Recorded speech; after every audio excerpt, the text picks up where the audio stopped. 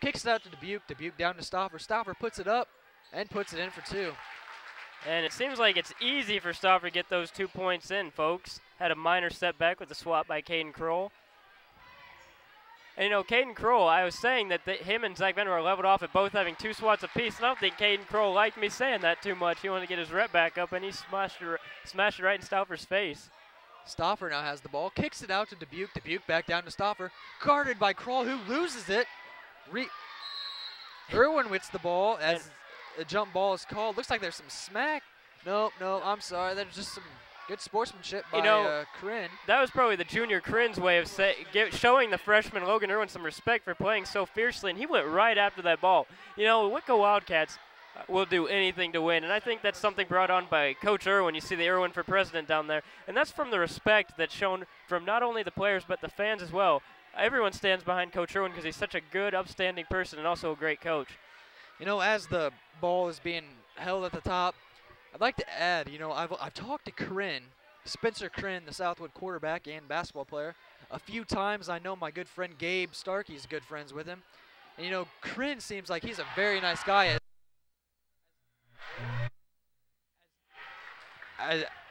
As Nick Metzger hits the 3. But Corinne is a great guy, very humble. He's just a great guy all around. Just like to add that. Todd Reed will have the ball. Passes over to Logan Irwin, who gets it to Zach Vanderwater, who drives but can't find anything, guarded closely by Corinne. Nick Metzger takes the quick 3, and he misses. You know, Nick Metzger's becoming more confident with his 3s. You know, as I said, he doesn't even really need to set up anymore, as he's still only taking 3s as number 14 Dubuque misses an easy shot. It looked like it must have been tipped. That's Vanderwater down low, puts it up and is fouled. He'll go to the line shooting 2. And now I see it. The Whitko Wildcats are shooting 48% from field goal range. Southwood Knights 46-8, just 47%. They are just closing that gap, Chase, as Zach Vanderwater will go to the line. And I'll tell you what his percentage is from the line in a second. Zach Vanderwater, 72% from the line. Let's see if it helps him out. He makes it. Wildcats now lead 44-41. Let's see if they can make this a 4-point ball game.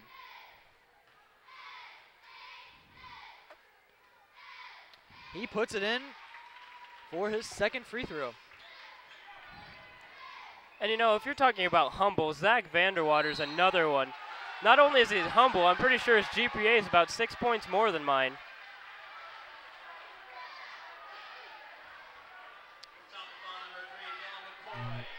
And, folks, excuse us. We seem to be having a little problem with our scoreboard. We'll get that for you in a second.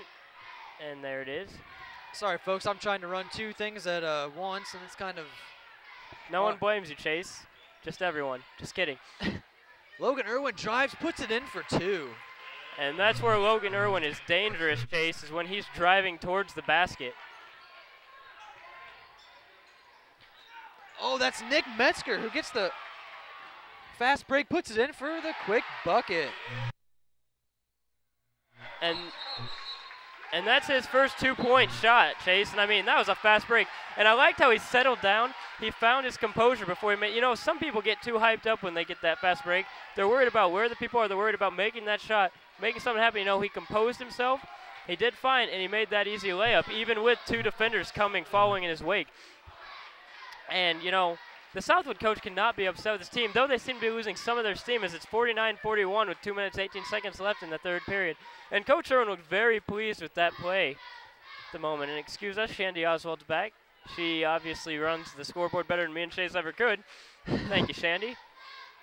And we'd also like to thank our camera woman, Claire Truman, who's over there texting away. Thank you, Claire. And we have the spirited Southwood cheerleaders. They've got some cool signs. You know, I wish I had a sign that said, "Let's go Chase." I'd hold it up for you. See if you can see any of those. Oh, they're not going to put any up for you. Oh, well. Let's get back to us.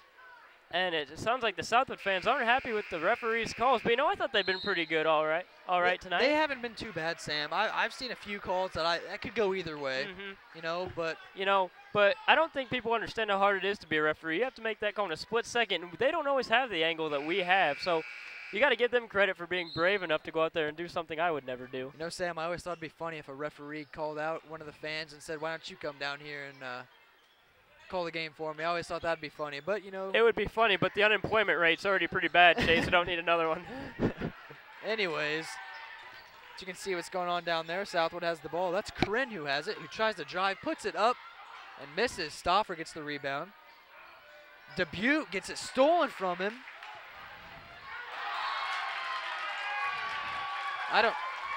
I couldn't quite see what happened, folks, but it made the Southwood fans happy. It looked like Logan Irwin lost it, and it will go back to Southwood, and the Southwood fans, as I said, love that. And, you know, it's not like Logan Irwin to lose the ball like that. You know, that's just one of those freak things that'll happen in any sport at any time, no matter who you are. Dubuque now has the ball. Kicks it over. I can't see who that is. That's McCoy, and that's Todd Reed who's called with the foul. And it sounds like it'll be his first. You know, Chase, if I ever signed up to play basketball, the only thing the coach would use me for is fouling. Well, Sam, I recall you used to play basketball. And the only thing I was good for was fouling. Anyways, Dubuque passes over. That's Corinne, I believe. Tries to drive around, crawl, and does. Puts it in for two. And Spencer Corinne's having himself a pretty good game tonight as well, Chase. I mean, he's only shooting 40%, but he's got 8 points for the Southwood Knights. He's been playing aggressive defense as there's a foul called, but Logan Irwin would have been swatted hard by Stauffer. And there's some height difference there, Chase, but nonetheless, I'm pretty sure Logan Irwin matches his intensity as he goes to the line. You know, Sam, I believe you're taller than Logan Irwin. Am I? I think you are. Well, he can shoot 10 times better than me as he puts the first free throw down. That just shows how great of a player he really is. You know, it's great to see players such as Logan Irwin in a sport as basketball where, you know, height really does matter. And, you know, he doesn't let that stop him, and that's the willpower that anybody needs. You know, he's got a dream. He wants to play basketball, and he's not letting anything stop him, even height. He knows he can do it. If he's got the stuff to do it, I think, too, as he makes the second one. Brian Schmidt checks in for the Southwood Knights, who now has the ball. Kicks it back to McCoy.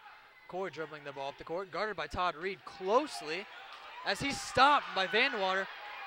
Metzger gets the steal. Irwin now has it, gets trampled.